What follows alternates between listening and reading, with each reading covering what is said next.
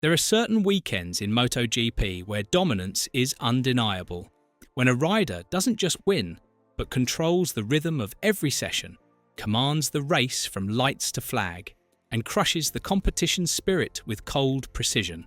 Aragon 2025 was exactly that kind of weekend, and Marc Marquez was its undisputed emperor. From the moment the paddock rolled into Motorland Aragon, all eyes were on Marquez. The 32-year-old had shown glimpses of vintage brilliance this season, but at Aragon, he didn't just remind us of the past, he reshaped the future of this title fight. But before we dive into Marc's masterclass, let's rewind to one of the most electrifying moments of the weekend, a bruising, bare-knuckle battle that raged not at the front, but in the shadows just behind it. Because while the leaders ran steady, fifth place turned into a thunderstorm of carbon fibre, elbows, and sheer willpower.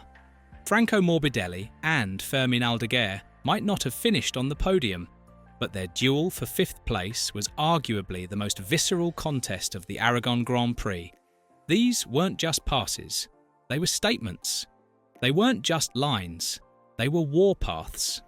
Morbidelli, still rediscovering his rhythm with VR46, found himself in a scrap with the fiercest rookie on the grid.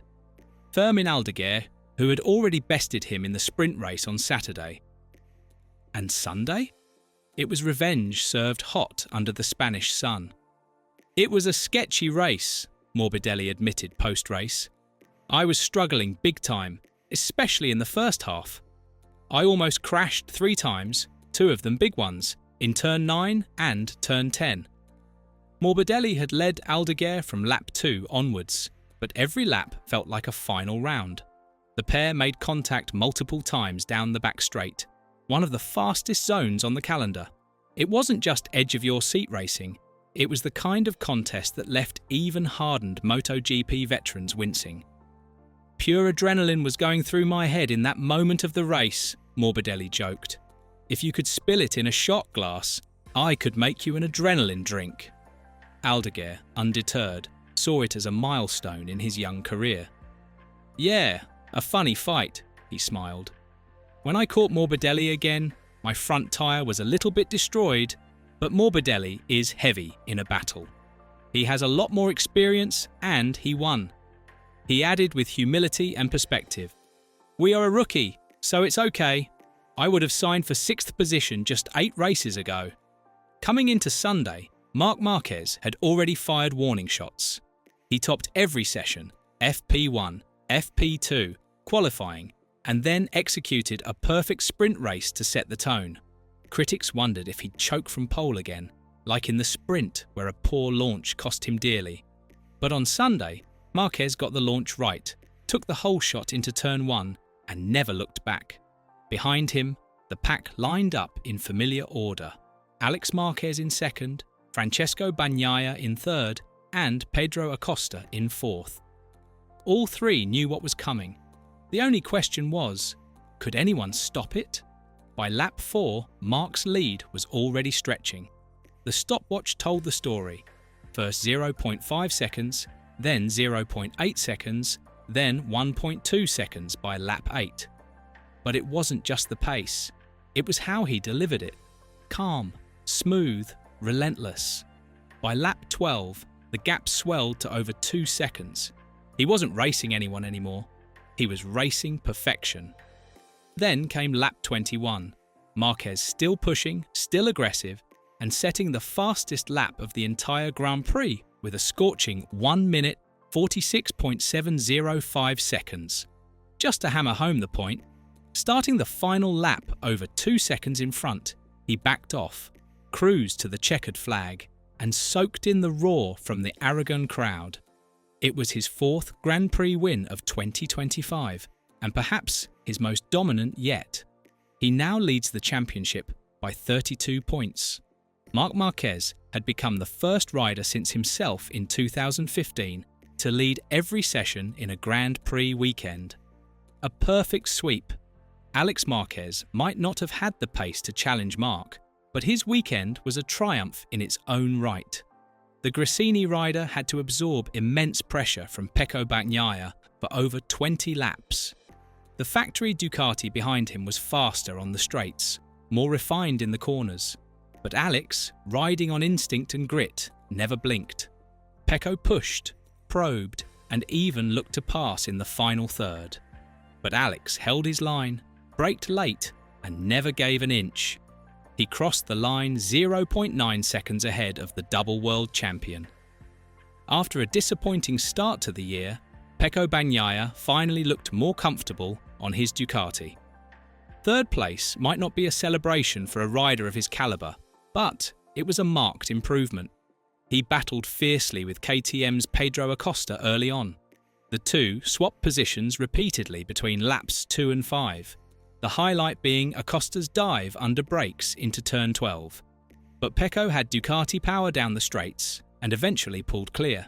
Still, he lacked the final tenth needed to attack Alex Marquez. Rather than force a mistake, he played it safe and banked the points.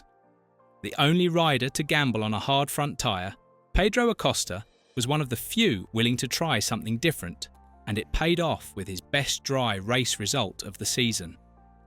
Running with the KTMs, Acosta made life difficult for Pecco in the early laps. His braking performance was stunning, especially into turn 1 and turn 12, but ultimately, the sheer horsepower of the Ducati and Acosta's fading tyre performance forced him to settle for 4th. Still, this result marks another step in his steep but steady ascent. He's no longer just the future, he's the now.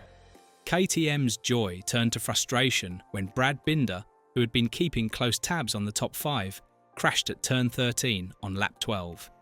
It was a costly error, especially since the South African had paced a challenge for a podium earlier in the race.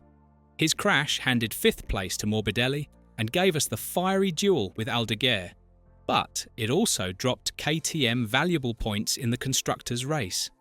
Joan Mir secured his best finish since the 2023 Indian GP, crossing the line in 7th. A rare moment of joy for the beleaguered Honda squad. Marco Bezzecchi produced a sensational ride from 20th on the grid to 8th, showing glimpses of the form that once had Ducati eyeing him as a future factory rider.